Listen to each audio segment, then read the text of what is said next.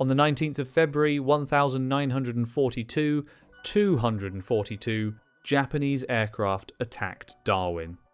That same day, Winston Churchill was planning how to use the Australian troops sailing home to defend Burma. I spent weeks going through declassified cables between Curtin and Churchill, AWM archives, and official histories of the Pacific Campaign to bring you this documentary. What you're about to hear is the most important diplomatic confrontation in Australian history. 2 leaders, dozens of cables, and 50,000 soldiers in the middle of the Indian Ocean waiting to find out where they were going. Darwin.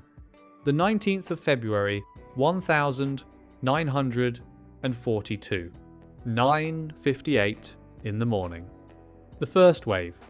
188 aircraft from 4 Japanese carriers in the Timor Sea. The harbour first. The merchant ships. The destroyers. The rolling explosions that sank at least 8 vessels and killed more than 250 people. The second wave arrived at midday. The RAAF airfield. 20 military aircraft destroyed on the ground. The defensive infrastructure of the only viable port in northern Australia turned to rubble. It was the most destructive attack by a foreign power on Australian mainland territory in the nation's entire history. More aircraft than Pearl Harbor. More ships sunk per sortie than Pearl Harbor. And it wasn't the only one. Between March 1942 and November 1943, Northern Australia suffered between 60 and 100 additional Japanese air raids. Darwin was just the beginning. To understand why the bombing of Darwin produced the effect it did, you need to understand what had happened 4 days earlier. On the 15th of February 1942, Singapore fell. 85,000 Allied soldiers captured, 15,000 of them Australian. Churchill called it the greatest disaster in British military history. In the weeks before, Rabaul had fallen. Timor had been invaded. Java was under attack. The defensive arc that was supposed to protect Australia from the north had disintegrated in weeks. And now Darwin was burning. The threat of Japanese invasion seemed immediate and inevitable to any Australian looking at a map in February 1942. What Australians didn't know what declassified Japanese documents would reveal decades later was that Tokyo never approved a plan to invade Australia. The Japanese objective wasn't to occupy the continent, it was to isolate it, cut its sea lanes, neutralise it as an Allied base. But in February 1942, that distinction changed nothing for an Australian government watching Japanese aircraft over Darwin and a completely exposed northern coastline. John Curtin had been in office since the 7th of October 1941, less than 3 months before Japan attacked Pearl Harbor. He wasn't the profile anyone would have chosen to lead Australia through the worst crisis in its history. He had been a union organiser. He had led the anti-conscription movement in the First World War. He was Labour in a country where defence policy had been the preserve of Conservatives for decades. And he governed in minority, sustained by 2 defectors from the Conservative bloc. But Curtin had something no political profile fully captures: clarity. From the moment he took office, his assessment of Australia's strategic situation was simple and brutal. Britain could not defend Australia. It didn't have the resources, it didn't have the will, and the fall of Singapore had demonstrated that with a finality that admitted no alternative interpretation. Australia had to look to itself, and it had to look to the United States. In December 1941, Curtin published an article in the Melbourne Herald that scandalised London and defined the rest of his term. Australia would look to America for its security in the Pacific. Not to Britain, to America. Churchill read it with the composure of someone accustomed to colonies expressing opinions that didn't translate into action. He was wrong. In February 1942, while Darwin burned, 50,000 Australian soldiers were sailing across the Indian Ocean. The 6th Division, the 7th Division, veterans of Libya, of Greece, of Crete, of Syria and Lebanon, the professional corps of the Australian Army, the men who had fought in every Imperial theatre of operations since 1940. Curtin had called them home.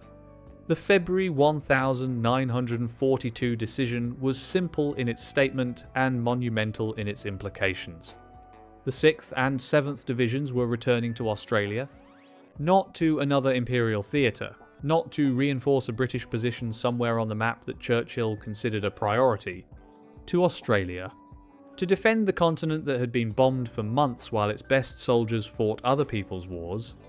Churchill had a different opinion about where those men should go. And what happened when the two leaders collided over that difference in dozens of cables across the Indian Ocean, with 50,000 soldiers in the middle, is what no Australian school history book has told with the clarity it deserves.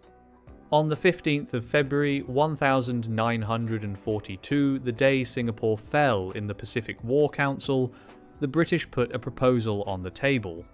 The 7th Australian Division, the men sailing home across the Indian Ocean, should go to the most urgent point at that moment: Burma. Not Australia, not to defend the continent that had just been bombed by 242 Japanese aircraft. To Rangoon, to reinforce the British and Indian forces trying to stop the Japanese advance toward the Irrawaddy Valley. Churchill's argument was simple and, from his perspective, completely reasonable. The 7th Australian Division was the only force that could reach Rangoon in time to prevent its fall. If Rangoon fell, the land route to China was cut. Chiang Kai-shek's forces were isolated. The eastern flank of India was exposed. And losing India meant losing the jewel of the British Imperial crown at the moment when the Empire had already lost Hong Kong, Malaya and Singapore. Churchill added one more argument. Roosevelt backed the request. The two most powerful leaders in the Allied world were telling John Curtin that his army had to go to Burma. Curtin responded on the 18th of February. No. It wasn't a provisional refusal. It wasn't a request for more information. It wasn't the diplomatic deference Churchill expected from a Prime Minister of a Commonwealth nation when London expressed a strategic preference. It was a no. The Australian government could not accept the diversion to Burma. The divisions had to return to Australia. Churchill processed that and made a decision that would define the rest of the confrontation. He ignored the refusal. Not formally, not with a direct order that could be diplomatically contested. He simply instructed the British Navy to change the convoy's course, toward Rangoon, via Colombo, without Australian authorisation, without waiting for Canberra to change its position, treating the approval of the Australian government as something to be obtained afterwards, as a formality. The ships turned. Thousands of Australian soldiers sailing north across the Indian Ocean, not knowing their Prime Minister had said they shouldn't go to that destination. Not knowing their government hadn't authorised the change, of course, not knowing they were being taken toward a city that would fall within weeks, and exposing themselves, on that alternative route, to Japanese naval patrols they wouldn't have encountered had they continued on the original heading. Churchill had made a decision about Australian soldiers without asking Australia's permission. Churchill wasn't alone in this position. Roosevelt had agreed with him at the Arcadia Conference on the Germany First policy, Europe First, Japan Second. And in that framework, sustaining Burma, keeping open the route to Chiang Kai-shek's nationalist Chinese, was an American priority as much as a British one. Roosevelt conveyed his support. Directly or indirectly, the two most powerful leaders in the Allied world let the same suggestion drop. If Australia didn't cooperate, it might see reduced Allied support for its own defence. It was the maximum pressure available. And it had a fundamental problem. MacArthur was in Australia. The Allied counter-offensive in the Pacific was going to be launched from Australia. A defenceless Australia wasn't just an Australian problem. It was an American problem of the first magnitude. Curtin knew it. And when Roosevelt assessed the situation with the pragmatism of a president who had to win a war in the Pacific, he arrived at the same conclusion Curtin had reached from the beginning. Australia first. If this story is pulling you in, now is the time to subscribe to the channel. Every week we publish documentaries about the Australian military stories that history books don't tell. One click. And you won't miss any of them. Between January and February 1942, 4 to 5 significant cable exchanges crossed between Canberra and London that Australian historians describe as the most important diplomatic confrontation in the country's history. Not a single cable. Not a single dramatic moment. A sequence. On the 17th of January, Curtin writes to Churchill demanding the return of the Australian divisions. On the 15th of February, Singapore falls. On the 17th of February, the British propose in the War Council that the 7th Division go to Burma. On the 18th of February, Curtin says no. On the 22nd of February, Curtin reiterates with maximum force that the divisions are going to Australia. On the 23rd of February, Curtin discovers the convoy has been diverted without his consent, and writes the cable that the archives preserve as the breaking point of the entire confrontation. The National Archives of Australia preserve the draft of the 23rd of February cable. It cannot be reproduced word for word, but its content is documented with enough precision that every historian who has read it says the same thing about it. It was an accusation, not a diplomatic complaint. Curtin told Churchill 3 things with a clarity that no diplomatic protocol could fully soften. First, the Australian government had not consented to the convoy's diversion. London had treated its approval as a mere formality. That was unacceptable. Second, if anything happened to the convoy while sailing toward Rangoon instead of toward Australia, the political responsibility was Churchill's, not Canberra's. Third, Australia had already paid the price of trusting that this time there would be adequate air support. In Greece, in Crete, in Malaya, in Singapore. It was not going to pay that price again in Burma. The 3 words historians cite most from that cable are the simplest. As in Greece. 3 words that said everything that needed to be said. That Curtin wasn't refusing a reasonable strategic request. He was refusing a pattern. A pattern that had cost Australia thousands of men in theatres where the Empire had sent them with promises that weren't kept. And that wouldn't be kept in Burma either. Churchill responded, with firm but courteous tone in the early cables, defending that global priorities required distributing resources where the danger was greatest. That, in the long run, this also protected Australia. That the 7th Division was the only available force that could reach Rangoon in time. And he added the most direct pressure he had available. Roosevelt backed the request. The 2 most powerful leaders in the Allied world telling Curtin to give way, letting drop that an Australian refusal could cool Allied commitment to Australia's defence. It was the maximum pressure 2 powers could apply on the Prime Minister of a small nation. And Curtin processed it and responded with something Churchill hadn't anticipated. The complete inversion of imperial logic. Australia was no longer an imperial resource available to be distributed according to London's priorities. It was a sovereign state that prioritised its own survival, and its support for the Empire was conditioned by that priority, not the other way around. Curtin articulated it with the precision of someone who had spent weeks thinking in exactly these terms. Keeping Australia strong was the country's best contribution to the Allied effort, because Australia was the base from which the counteroffensive against Japan would be launched.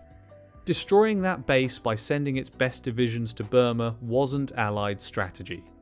It was the sacrifice of the most important Allied base in the South Pacific to plug another imperial hole. And in that argument was the only thing Churchill couldn't refute. That MacArthur was in Australia. That the Allied counteroffensive in the Pacific was going to be launched from Australia. That a defenceless Australia wasn't just an Australian problem. It was an American problem. And Roosevelt, however much he formally backed Churchill, couldn't ignore that. Churchill yielded. The convoy was diverted to Colombo, resupplied in Ceylon, and continued toward Australia. Not toward Rangoon. The troops arrived in March 1942. Rangoon fell on the 8th of March. 10 days. The soldiers who, thanks to Curtin, disembarked in Adelaide and defended Kokoda and Bunagona would have been captured in a Burmese city falling a week and a half after their arrival. Curtin made no public statement about what he had achieved. It wasn't his style.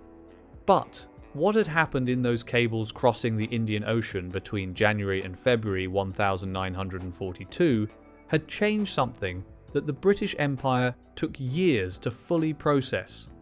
That Australia was no longer a resource available for redistribution. It was a sovereign state making its own strategic decisions. And it had proved it by saying no to Churchill and Roosevelt simultaneously. And winning.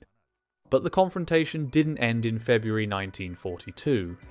It started again in October. This time with the 9th Division. On the 23rd of October 1942, the British 8th Army launched the Second Battle of El Alamein, the offensive that would change the course of the North Africa campaign. And at the centre of that offensive, as the pivot of the entire British effort, was the 9th Australian Division, the same men who had held the Tobruk perimeter for 241 days, who had held out against everything Rommel threw at that defensive position when everyone else was leaving. Now attacking, winning. With 2,700 casualties in 12 days of combat that AWM archives describe as some of the most intense of the entire African campaign. On the 29th of October 1942, 6 days after the start of El Alamein, with the battle still in progress, John Curtin sent a cable to Churchill. Most immediate, most secret, the most urgent classifications available in the Allied communications system. The 9th Division had to return to Australia. Churchill had arguments that, in any other circumstance, would have been irrefutable. The 9th Division was the pivot of El Alamein. Withdrawing it mid-battle was unthinkable. It was the most battle-hardened unit in the theatre.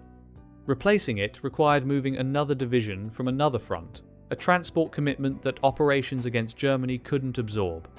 And then there was the argument Churchill considered definitive. Abadan. The Persian oil fields. The fuel source sustaining the entire Allied war machine in the Mediterranean. If the 9th Division left and the Middle East defensive setup weakened, Abadan was exposed. And without Abadan, the war against Germany was complicated in ways no alternative plan could compensate. Germany first. The agreement with Roosevelt. The absolute priority of defeating Germany before Japan. And for that, the North Africa front was critical. And for the North Africa front, the 9th Division was indispensable. 3 chained arguments, each supporting the next. Churchill presented them with the confidence of someone who had seen Curtin yield in February 1942. That Curtin hadn't yielded in February was a detail Churchill seemed to have forgotten. Curtin's response arrived with the same clarity as all his previous cables.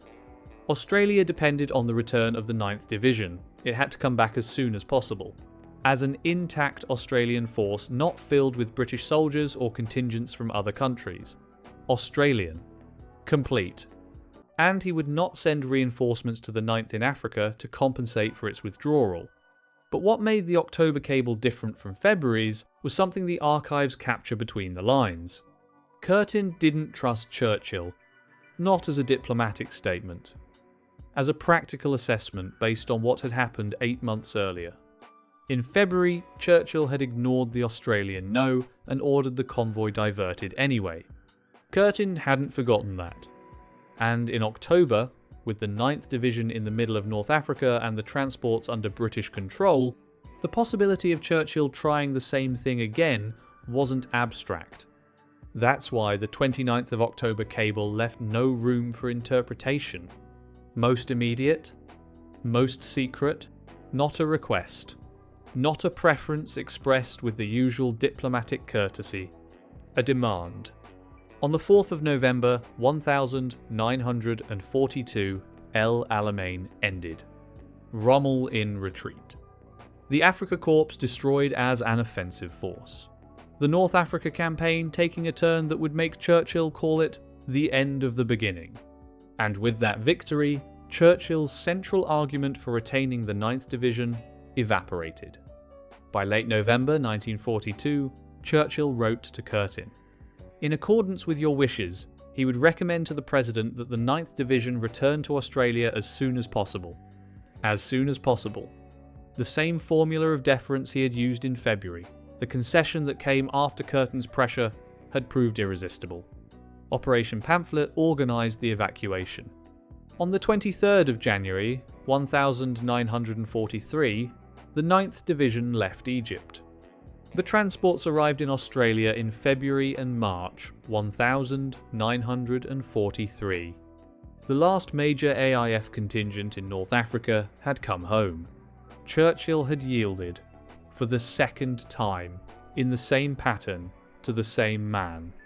The men of the 9th Division who arrived in Australia in February 1943 had fought in terrain that couldn't be more different from what awaited them. Desert, dry heat, visibility for kilometres, tanks and artillery on open ground. The Papua New Guinea jungle was a completely different world. But they retrained, and in 1943 were sent to New Guinea, Lae, Finschhafen. Amphibious operations on the northern Papua coast that were part of the Great Allied Offensive to expel the Japanese from the southwestern Pacific. The same men who had been the pivot of El Alamein became the assault force of Australian amphibious operations in the Pacific. And in 1945, in Borneo, they completed the most extraordinary arc of any Commonwealth division in the Second World War. Tobruk, El Alamein, New Guinea, Borneo, 4 completely different theatres, 4 completely different types of combat. The same division. That Churchill wanted to keep in North Africa, that Curtin brought home, that defended Australia and finished the war at the other end of the Pacific. If you look at the 2 confrontations between Curtin and Churchill, February 1942 over the 7th Division and October 1942 over the 9th, what you see isn't 2 separate incidents. It's the same conflict twice. Churchill using the same arguments. The division in question is indispensable. The theatre where it is critical. The transports can't be diverted. Germany first requires it. Curtin responding with the same logic. The Japanese threat to Australia is real. His troops fight where Australia decides. The primary obligation is the defence of the continent. And the same result. Churchill yielding. What that reveals isn't just Curtin's firmness. It's something about the balance of power within the alliance that nobody had articulated so clearly before 1942.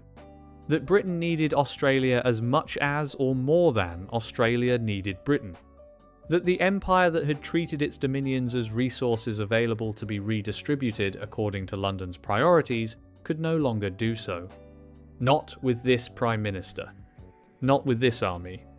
Not with this country that had decided its soldiers fought where Australia decided they should fight. John Curtin died on the 5th of July 1945. 3 weeks before Japan surrendered, exhausted by years of decisions that no political office should require of a single man. By sleepless nights calculating how to defend a continent with the resources of a small nation. By the confrontations with Churchill. By the cables to Roosevelt. By the casualty reports arriving from Kokoda, from Milne Bay, from Lae. He didn't live to see the end of the war that had defined his term. But the soldiers he brought home did. And that was exactly what Curtin had said was his primary obligation. Bring them home. And he did. There's something about this story that the school history books don't fully capture. Not the diplomatic victory. Not the 50,000 soldiers who arrived in Adelaide in March 1942. Not the line running from those cables to the Anzac Treaty of 1951. It's this. A Prime Minister of Australia who had been an anti-war union organiser, who governed in minority, who had been in office 4 months when Japan attacked Pearl Harbor, told Winston Churchill no. Told Franklin Roosevelt no. And when Churchill ignored that no and ordered the convoy diverted anyway, Curtin wrote a cable that said one thing with a clarity that needed no translation. Send them back. The men who fought at Kokoda, who stopped the Japanese at Milne Bay, who defended Australia when nobody else was looking toward Australia. They were the same men Churchill wanted to send to Burma, and that Curtin brought home. If this channel is telling you stories you haven't heard before, subscribe now. We're a small channel building something big. Every subscriber matters, and the next documentary is already ready. There's another story just as buried as this one. Another moment when Australia had to choose between obeying a more powerful ally and defending its own survival, in a different theatre, with consequences that also changed something bigger than a single battle. It's in the next video.